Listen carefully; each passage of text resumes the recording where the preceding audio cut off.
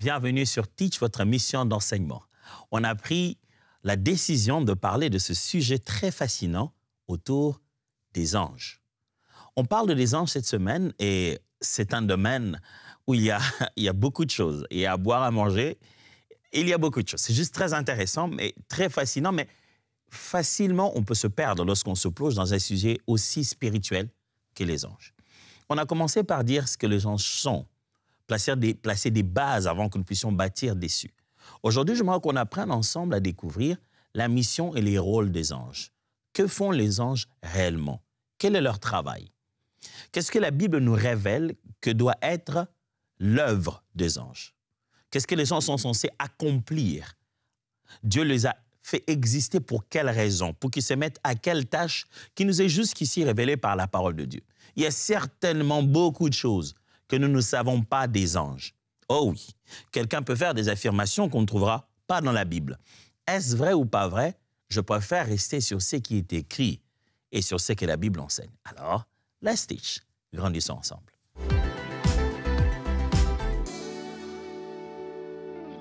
L'un des tout premiers rôles des anges, de ces esprits que Dieu a créés à son service pour accomplir son dessein, l'un des rôles principaux de ces esprits, c'est que les anges annoncent les messages de Dieu. Dieu ne peut-il pas nous parler lui-même directement? Il le fait, il nous parle dans nos cœurs, il exprime sa volonté d'une manière ou d'une autre, mais l'un des rôles importants, il existe un département des anges dont le nom même dit ça, qu'ils sont messagers de Dieu. C'est que les anges annoncent, viennent dire à l'humanité ce qu'a dit Dieu. Comme tout grand roi a des héros, ici je parle avec AUT, donc héros, ceux qui parlent, se tiennent pour parler. Dieu a donc de proclamateurs comme ça, de sa volonté, qui viennent et qui proclament à l'humanité et à l'univers, devrais-je même dire, à toute l'existence, la volonté du Créateur. Les anges viennent proclamer, annoncer les messages de Dieu. Luc chapitre 1, versets 26 à 38, nous dépeint l'histoire de Christ. Prenons juste une portion qui dit: au 6e mois, l'ange Gabriel fut envoyé par Dieu dans une ville de Galilée, appelée Nazareth, auprès d'une vierge fiancée à un homme de la maison de David nommé Joseph. Le nom de la vierge était Marie. L'ange entra chez elle et dit: je te salue, toi à qui une grâce a été faite. Le Seigneur est avec toi. Troublée par cette parole, Marie s'est demandé ce que pouvait signifier une telle salutation. L'ange lui dit: ne crains point, Marie, car tu as trouvé grâce devant Dieu. Je viens de lire avec vous un texte que souvent, quand vous voyez dans un dessin animé ou quoi que ce soit, la créature qui va apparaître ici apparaît avec les ailes. Pourtant, dans le texte, il n'y a rien qui sous-entend ça. Lorsqu'un ange apparaît, je l'ai déjà dit dans la dernière fois, souvent lorsqu'un ange apparaît physiquement, on le voit physiquement, il apparaît comme l'un d'entre nous, mais on ressent une gloire, une présence, on reconnaît que lui, il est différent. Ce n'est pas avec des ailes nécessairement comme une créature qu'on ne sait pas regarder. Non, il apparaît souvent comme si c'était un être humain. Mais cet ange apparaît à Marie et il a un message. Actes des Apôtres, chapitre 8, verset 26. Un ange du Seigneur s'adressant à Philippe lui dit: lève-toi et va du côté du midi, sur le chemin qui descend de Jérusalem à Gaza, celui qui est désert. Le Seigneur vient ici parler à Philippe, un des diacres, un des disciples de Christ plus tard, que le Seigneur utilise pour pouvoir toucher, prêcher l'évangile, entre autres à l'eunuque éthiopien. L'ange de l'Éternel vient lui parler pour lui dire dans quelle direction il doit s'en aller. Je l'ai dit lors de la dernière fois que l'Ancien Testament est rempli de dialogues d'anges avec les êtres humains, et les auteurs de l'Ancien Testament, vous pouvez sentir que la conscience du dialogue, de l'interaction avec les anges était très claire. Il n'y avait pas à redire, il n'y avait pas de théologie à bâtir là-dessus. Et au début du Nouveau Testament, les événements entourant la naissance de Jésus, Et les événements entourant l'exercice du ministère des Actes des Apôtres, on voit très bien l'apport, la manifestation, la collaboration des anges. Après, les épîtres ne s'en va pas bâtir toute une doctrine ou expliquer comment fonctionnent les anges, parce que c'est une réalité dans leur vécu, ça fait partie de leur foi. Ils ne questionnent même pas la réalité, l'existence et l'œuvre des anges. Ce qui fait que par-ci, par-là, dans les épîtres, pendant qu'ils en parlent, ils glissent des pensées bien claires ou ils clarifient un sujet. Ils n'ont pas eu besoin de se dire, pour tous ceux qui ne savent pas si les anges existent ou pas, voilà, on va vous laisser une doctrine, parce que c'était une évidence pour eux. On vient de voir ces deux textes où des anges sont messagers. Mais en grande partie dans la Bible, c'est la mission fondamentale des anges. Les anges viennent porter un message de Dieu. Certes, un message de Dieu pour accomplir son grand dessein. Il a un plan qui va prendre en compte non pas seulement un individu, qui va prendre en compte l'humanité, un grand nombre de gens. Et c'est souvent dans des conditions pareilles que l'ange de l'Éternel vient apparaître. Je vais parler ici d'un ange que l'Éternel envoie, et non pas l'expression l'ange de l'Éternel. Je dois être très, très attentif dans l'usage de mes mots dans cet enseignement. Un ange apparaît pour pouvoir apporter un message. On se poserait bien la question d'aujourd'hui. Est-ce qu'un ange peut m'apparaître aujourd'hui pour me parler de la part de Dieu? La réponse est oui. Alors on ajouterait à cette question-là, puis-je prier pour que le Seigneur m'envoie plutôt un ange? La réponse est aussi oui. Et alors moi, je poserai ma question. Pourquoi? Parce qu'il y a un but derrière cette démarche. C'est quand Dieu vise l'humanité et un nombre élevé de personnes à atteindre à travers ce qu'il veut te donner comme un ordre, que souvent dans la Bible, nous voyons la manifestation des anges. C'est dans le moment où Dieu est en train de faire une mise en place d'un plan qui dépasse juste ta seule vie. Alors, ce n'est pas comme si tu dois maintenant concentrer ta foi chrétienne en croyant que si à toi les anges apparaissent pour te donner un message de Dieu, c'est que tu es d'un rang supérieur. Non, non. Non, non, non. Je suis obligé de dire ça. Quelquefois, Dieu a utilisé les anges dans la Bible juste parce que la foi de Jean, la conscience de sa présence n'était pas comme aujourd'hui, n'était pas clairement révélée en son Fils. Donc, les gens ne croyaient en Dieu qu'avec cette manifestation corporelle et physique. La foi ne s'exprimait pas nécessairement comme elle s'exprime aujourd'hui pour nous. Donc, tu n'as pas obligatoirement besoin qu'un ange apporte le message de Dieu pour que tu saches que ça vient de Dieu. Dieu peut te parler à toi directement parce qu'en plus, le Saint-Esprit habite en nous. Il ne vient pas sur quelques individus de temps en temps. L'Esprit de Dieu qui a les pensées de Dieu habite en toi. La Bible dit, qui connaît ce qu'il y a dans l'homme si ce n'est l'Esprit de l'homme? Et donc, l'Esprit de Dieu nous révèle le cœur de Dieu. Celui qui a les cœurs de Dieu habite en nous. Les pensées de Dieu sont claires. Mais est-ce que cela empêche à Dieu, quoique sa révélation soit devenue aussi parfaite à notre endroit, aussi claire, devrais-je dire? Est-ce que cela lui empêche de temps en temps d'envoyer des anges pour atteindre un message ou parler à une personne ou une autre? Non, pas du tout. Est-ce que cela rend ces personnes-là autant autoritaires que les Saintes Écritures? Non, pas du tout. Parce que la révélation de la volonté et de la nature de Dieu est pleine dans sa parole. Aucun ange venant à qui que ce soit ne viendrait dire autre chose qui contredise ce qui est écrit. D'ailleurs, Paul ose dire, même si un ange venez vous dire autre chose que ce que nous vous avons présenté ici, il lance malédiction sur cela. Juste pour dire que la confirmation est telle que même quand les anges de Dieu se manifesteraient aujourd'hui à vous, ils ne s'en iront pas contredire l'enseignement que Dieu a déjà fait véhiculer dans l'Église à travers son esprit. Donc, les anges annoncent les messages de Dieu. Deuxième rôle, c'est que les anges protègent les enfants de Dieu. Les anges travaillent dans l'œuvre de protection, de la sécurité des enfants de Dieu. Je ne vais pas vous expliquer ça comme une armée physique de peur que vous puissiez limiter la chose. Parce que des fois, si je vous disais que c'est comme si on avait une protection rapprochée, et ainsi de suite, vous risquerez de croire que ceux qui nous protègent en tout temps, ce sont des anges, et donc Dieu ne nous protège pas. Sachez-le bien que Dieu est notre protection. Et dans son plan de protection, il fait camper un ange autour de ceux qui les craignent. Il laisse les ministères des anges fonctionner aussi en notre faveur. Psaume 91, verset 11. Psaume 91, verset 11. Car il ordonna à ses anges, il ordonnera à ses anges de te garder dans toutes tes voies.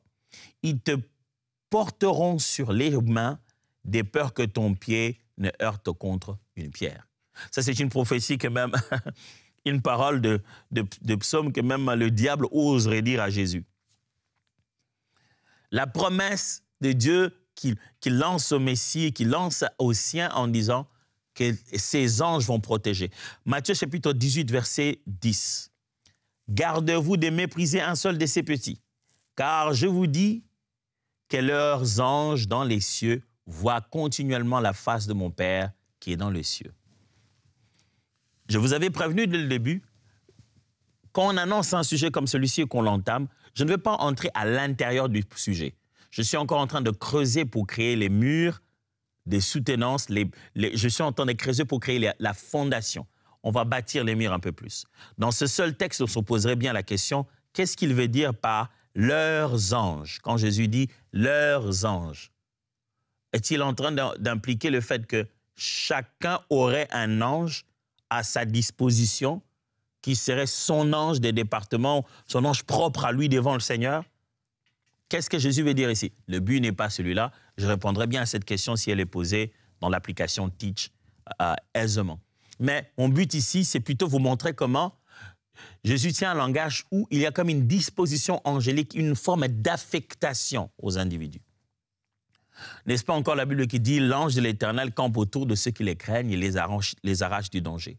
Les anges ont comme rôle de faire un travail de protection, de nous venir au secours face à des dangers.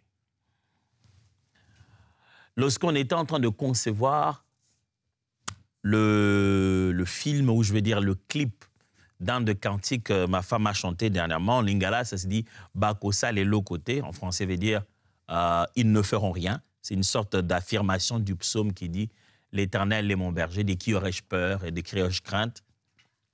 Dans la conception de ce clip, on a commencé à parler avec le réalisateur Patrick Chilot et on était en train de réfléchir sur la meilleure façon de pouvoir exprimer ça.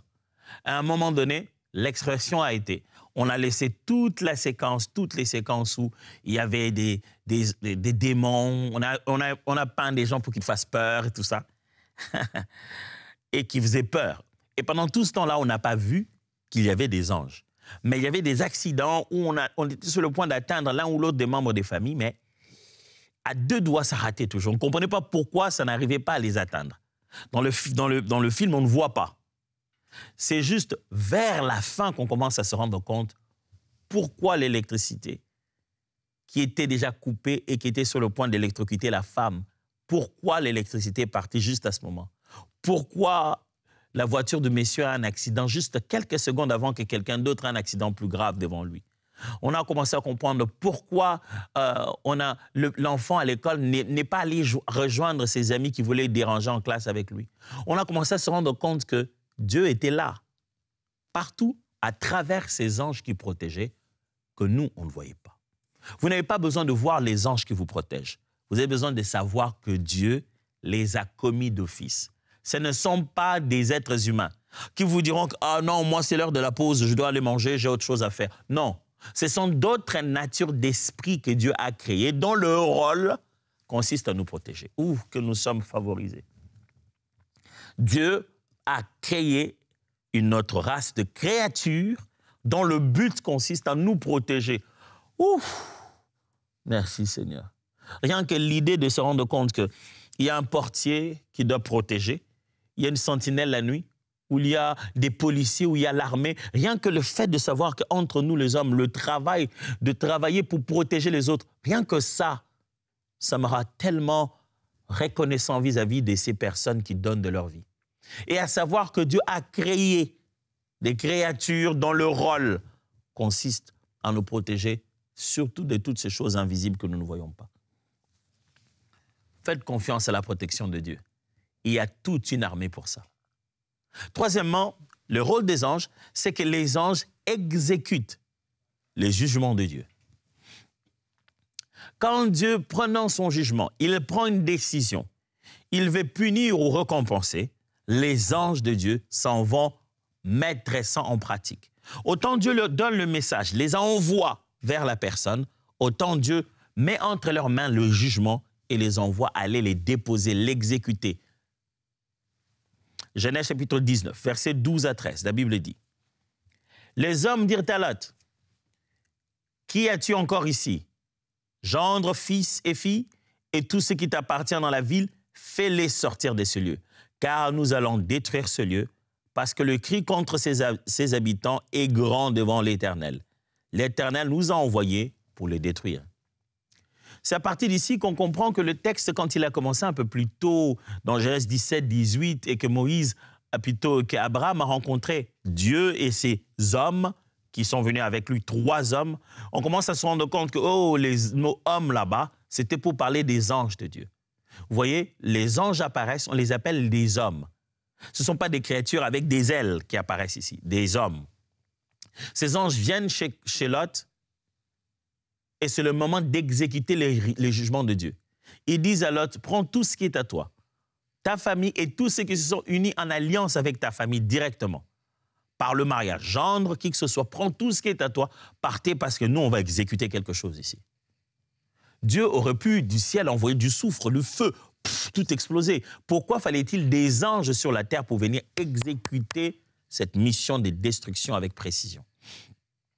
C'est très important de savoir que Dieu donne comme travail aux anges d'aussi exécuter son jugement. Actes des Apôtres, chapitre 12, versets 22 à 23.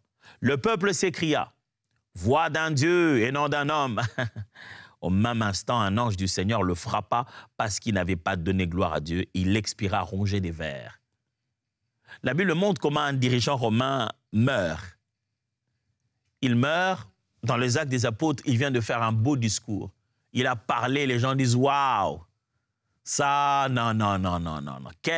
Ça, ce n'est pas un homme qui a parlé, ça, c'est Dieu. Oh, on a osé l'appeler Dieu et la Bible dit « Un ange de l'Éternel est venu et il l'a frappé, il est mort des vers. » Dieu veut frapper cette personne et celui qui exécute ce mouvement-là, c'est un ange de Dieu. Les anges de l'Éternel ont souvent été manifestés aussi dans la Bible pour exécuter le jugement de Dieu. Les anges, mes amis, ne sont pas que doux. Ce n'est pas que des doux anges, non. N'entrez pas dans votre tête de la mythologie et de l'imaginaire de l'homme. Il faudrait que vous restiez biblique dans votre conception de l'ange. Ce n'est pas un doux ange, un doux bébé. Non, ce n'est pas ça. Des anges sont aussi des justiciers. Ils ne révèlent pas qu'un visage plein d'amour de Dieu. Ils révèlent aussi un visage plein de justice et de rigueur quand il le faut. Et lorsque Dieu les envoie pour un jugement, ils n'ont pas, comment je peux appeler ça, des libres arbitres, au point de se dire qu'ils ont plus de compassion que Dieu. Non. Ils sont animés du sentiment de Dieu. La main de Dieu devient la leur. Ils font exactement ce qu'il y a dans le cœur du Père. Alors, nous avons déjà dit que les anges, premièrement, ils annoncent le message de Dieu. Nous avons dit deuxièmement, ils protègent les enfants de Dieu. Troisièmement, ils exécutent le jugement de Dieu. Et alors, quatrièmement, les anges aident dans l'adoration céleste, ou participent dans l'adoration céleste. Ce serait le meilleur terme. Un peu comme vous voyez là. Les anges participent à l'adoration céleste. Lorsque l'adoration se fait au ciel et aussi sur la terre, les anges de Dieu collaborent, fonctionnent dans ce climat-là, rendent ce culte. Ésaïe 6, versets 2 à 3. Des séraphins s'éteignaient au-dessus de lui. Ils avaient chacun 6 ailes, 2 dont ils se couvraient la face, 2 dont ils se couvraient les pieds et 2 dont ils se servaient pour voler. Ils criaient l'un à l'autre et disaient « Saint, Saint, Saint est l'Éternel des armées, toute la terre est pleine de sa gloire. » Alors, on parle de séraphins ici, mais je dois être sincère pour vous dire que lorsque je commencerai à étudier le sujet des anges de manière plus intérieure, à l'intérieur, on va détailler, je serai obligé de dégager la différence entre les séraphins et les anges, parce qu'ils ne sont pas exactement les mêmes créatures. Mais si on parle ici de tous ces autres esprits que Dieu met à son service qui ne sont pas nous les êtres humains. Mais on voit ici le moment où ils adorent et glorifient Dieu. Apocalypse chapitre 5, versets 11 à 12. Apocalypse 5, 11 à 12.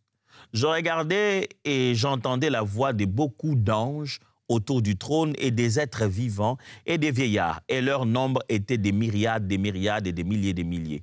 Ils disaient d'une voix forte, « L'agneau qui a été immolé est digne de recevoir la puissance, la richesse, la sagesse, la force, l'honneur, la gloire et la louange. » Les anges en train de rendre culte, de reconnaître la grandeur de l'agneau de Dieu, de l'agneau immolé. C'est comme ça qu'il est très possible que vous étiez dans l'adoration pendant que vous êtes en train d'adorer Dieu et vous avez une vision de la présence des anges. Ou vous avez juste une vision d'une présence très lumineuse. Il arrive comme ça que pendant l'adoration, vous ayez justement des expériences qui font contact avec les anges. C'est que l'Église, mes amis, est unie aux anges dans l'adoration.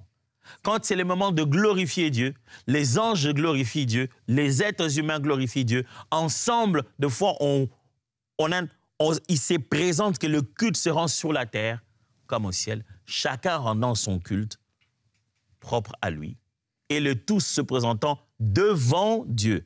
On ne les voit pas nécessairement, on n'est pas obligé de dire « Allez, mettez-vous les anges là-bas, on va chanter ensemble ». Non, on rend un culte, eux aussi rendent un culte. Deux fois, c'est ensemble qu'on rend ce culte-là devant le Seigneur. Il m'est arrivé par expérience personnelle de composer plusieurs fois des chants, dois-je appeler ça composer, de répliquer.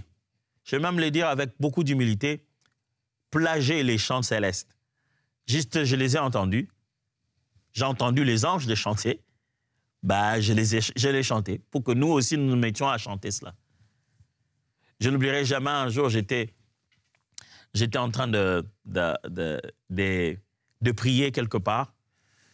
Je suis allé en retraite et puis pendant que je priais, je suis sorti de ma chambre, j'étais dehors en train de prier, je marchais et je faisais les 100 pas. Pendant que je priais, je faisais les 100 pas, j'ai entendu. J'ai entendu la voix des anges qui chantaient. Quand j'ai entendu, j'ai dit « Waouh !» Je ne savais pas que les anges pouvaient chanter comme ça. Et tout ce que j'ai fait, j'ai juste commencé à répliquer ça. J'ai placé tous mes pas au commencement de l'univers. Alpha. J'ai entendu les anges qui chantaient ces paroles qu'il y a dans Alpha Omega. J'ai passé le temps à percevoir ce qu'ils disaient et à chanter sur la terre comme au ciel. Ce serait tellement beau, mes amis, les jours où nous le verrons, lui, face à face, et les anges seront en train de l'adorer, et nous aussi, nous serons en train de le glorifier. J'aime quand les anges viennent dire au berger, écoutez, il y a un enfant qui est né, et ils voient les anges en train de rendre gloire, dit gloire à Dieu dans le ciel. Bénédiction ici pour les hommes sur la terre. Aujourd'hui, un jour de joie. Ces bergers ont vu comment les anges étaient dans la joie. La dernière des choses que font les anges, parmi tant de choses d'autres qu'ils font, moi j'en ai prévu que 5 pour aujourd'hui, c'est que les anges servent les héritiers du salut. Non seulement qu'ils protègent, non seulement on les voit adorer, mais les anges ont aussi comme rôle d'être à notre service. Les anges servent ceux qui ont hérité du salut en Christ. Ils sont à leur service. Hébreux chapitre 1, verset 14 dit « Et auquel des anges a-t-il jamais dit « Assieds-toi à ma droite jusqu'à ce que je fasse de tes ennemis ton marchepied » Ne sont-ils pas des esprits au service de Dieu, envoyés pour exercer un ministère en faveur de ceux qui doivent hériter du salut? Les anges viennent nous servir parce qu'ils sont au service de Dieu, qui les a affectés à accomplir du travail en notre faveur. C'est-à-dire que les intérêts des anges, quand ils viennent vers nous, sont les intérêts de Dieu. Et lorsque nous sommes les intérêts de Dieu, eh bien, nous sommes l'intérêt de ces anges à ce moment-là. Je dois bien expliquer. Les anges sont au service de Dieu. Dieu les envoie faire un travail. C'est ce que Dieu dit qu'ils vont eux faire. Et nous sommes ce que Dieu veut. Le plan de Dieu est sur nous. Il a un projet sur nous. Et donc, Dieu les met au service de son plan dans notre vie. Il se met à nous servir, nous, pour accomplir la volonté de Dieu pour nous. 1 Roi chapitre 19, versets 5 à 8. Il se coucha et s'endormit sous un genêt. Et voici un ange le toucha et lui dit, « Lève-toi, mange. » Il regarda, il y avait à son chevet un gâteau cuit sur des pierres chauffées et une cruche d'eau. Il mangea et but, puis se recoucha. L'ange de l'Éternel vint une seconde fois, le toucha et dit, « Lève-toi, mange, car le chemin est trop long pour toi. » Il s'éleva, mangea et but, et avec la force que lui donna cette nourriture, il marcha 40 jours et 40 nuits jusqu'à la montagne de Dieu, à Horeb. Il s'agit de l'histoire d'Élie. Après avoir fait descendre le feu, le voilà qui s'enfuit loin d'Akab qui l'a menacé de mourir. Fatigué, épuisé dans l'endroit où il était, un ange lui apparaît et lui amène à manger. Waouh! Waouh! Vous savez que les anges nous servaient, mais pas à ce point-là. Il amenait à manger. Ça apparaît encore dans le Nouveau Testament où Jésus-Christ, après avoir gêné et prié 40 jours, 40 nuits, il a fini l'épreuve contre le diable. La Bible dit, les anges, les yeux, vinrent le servir. Imaginez que Dieu envoie servir à manger, à boire de l'eau, du pain à Élie, parce qu'il a un projet sur la vie d'Élie. Quand Dieu met les anges à notre service, mes amis, vous n'avez aucune idée des genres de choses qui peuvent nous servir. Dans ma vie, je crois que j'ai eu des fois des services des anges. Je ne sais pas vous dire que j'ai vu des créatures ailées, mais j'ai reconnu que ça, c'était une visitation angélique. Dieu, comme ça, par sa providence, nous permet de fois de prendre conscience qu'on a été servi par un ange. Je ne parle pas le fait qu'un être humain serve d'une personne stratégique de Dieu pour pouvoir vous faire parvenir une providence divine. Non, je ne parle pas du fait que Dieu se sert d'un homme de façon si providentielle que tu aies l'impression que c'est un ange. Non, je parle vraiment des êtres, des esprits que Dieu a créés à son service pour nous servir, que Dieu nous envoie de temps en temps. Mes amis, est-ce que vous vous rendez compte de l'amour de Dieu pour nous? Que Jésus-Christ vienne sur la terre et meure, ça c'est incroyable. Et qu'on ajoute à ça le fait qu'il y a toute une création divine, comme arbres, animaux, à manger pour nous, et qu'on ajoute encore à ça qu'il y a toute une catégorie d'esprits créés dont l'un des rôles principaux consiste à être à notre service. Oh, quel amour! Nous sommes tellement environnés des bonnes choses que nous n'avons pas le droit d'échouer. Mon frère, ne rends pas culte aux anges. Les anges sont là à ton service. Laisse Dieu les utiliser pour ta gloire. Et en temps, voyons-nous demain pour continuer la suite sur ce sujet. Dieu vous bénisse. À demain.